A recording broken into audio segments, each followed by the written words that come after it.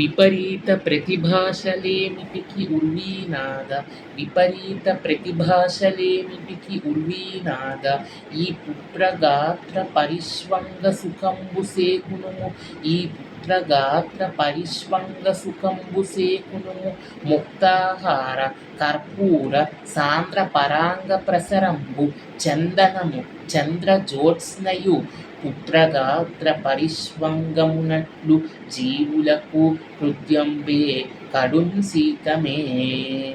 ఈ మాట శకుంతల దుష్యంతుడితో నిండు సభలో కొడుకు యొక్క గొప్పతనాన్ని గురించి చెప్పిందండి. అంటే కిందటి వీడియోల్లో మనం ఓన్లీ కథే తెలుసుకున్నాము. అంటే నన్నయ్య ఈ కథని పద్య రూపంలో వివరించారు, పద్యాల రూపంలో వివరించారు. కాబట్టి ఇది కొంచెం పద్యాలు అర్థం కావడానికి కూడా కొంచెం సమయం పడుతుంది. నేను కూడా ఈ పద్యాలను వింటూ వింటూ అర్థం చేసుకున్నాను, అప్పుడు నేను నేర్చుకున్నాను. అయితే ఏం చెప్తున్నది శకుంతల దుష్యంతుడితోటి?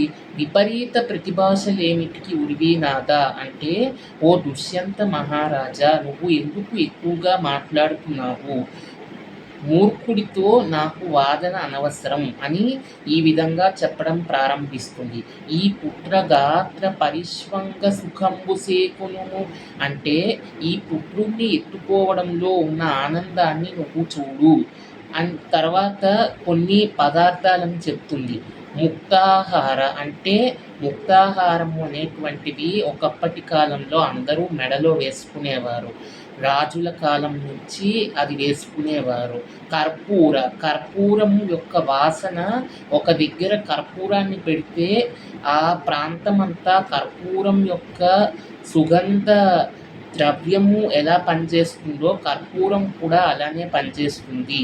ఇక్కడ శకుంతల దుష్యంతుడితో కొడుకుని కర్పూరం వలె గొప్పవాడిగా ఉంటాడు అని పోల్చింది.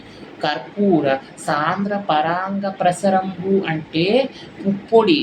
ఆ కర్పూరంలో ఉన్న పుప్పొడి గాల్లోకి ఎగిరితే ఎలా మనం వాసన పీల్చుకోగలుగుతామో, మనకి ఆ వాసన పీలిస్తే ఎంత హాయి అని అనిపిస్తుందో, ఈ పుత్రుడు అనేవాడు కూడా పైకి ఎదిగితే తన వంశాన్ని పైకి పెంచుతాడు అని ఈ విధంగా చెప్తుంది.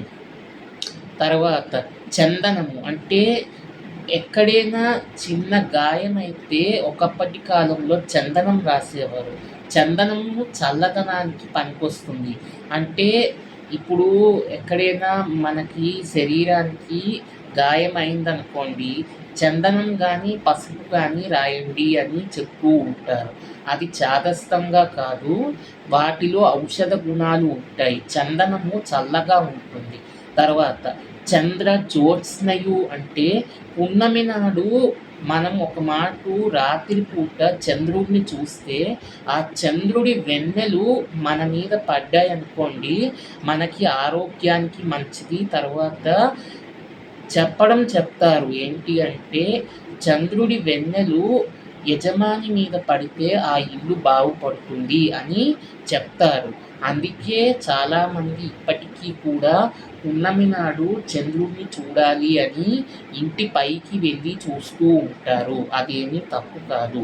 ఈ పుత్రగాత్ర పరిష్వంగమునట్లు జీవులకు హృద్యంబే కడుల్ సీతమే అంటే, ఈ యొక్క ఆనందం కేవలం మనిషికే కాదు, పశువులకి కూడా వాటి బిడ్డల మీద మమకారం ఉంటుంది.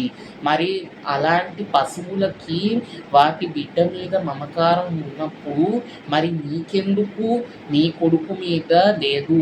నువ్వు అతనిని పుత్రాభిషిక్తుడిని చేస్తాను అని నాకు మాట ఇచ్చావు కదా, మరి ఇప్పుడు ఎందుకు ఇలా మాట్లాడుతున్నావు అని శకుంతల దుష్యంతుడితో నిండు సభలో చెప్తుంది. మళ్ళీ ఒక మాట పద్యం చెప్తాను, వీడియో స్కిప్ చేయకుండా చూడండి.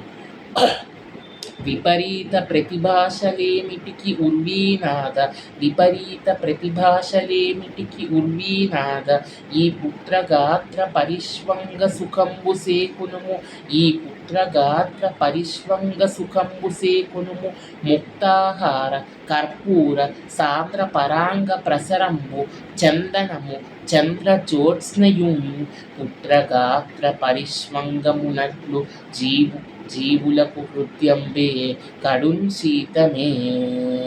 ఇది శకుంతల దుష్యంతుడితో కొడుకు యొక్క గొప్పతనాన్ని చెప్పింది. మరో వీడియోలో మరో పద్యంతో కలుద్దాం. వీడియో నచ్చినట్లయితే లైక్ చేయండి, షేర్ చేయండి. మీలో ఎవరైనా నా యూట్యూబ్ ఛానల్ని మొదటిసారి చూస్తున్నట్లయితే సబ్స్క్రైబ్ చేసుకోవడం మర్చిపోకండి. Thanks for watching.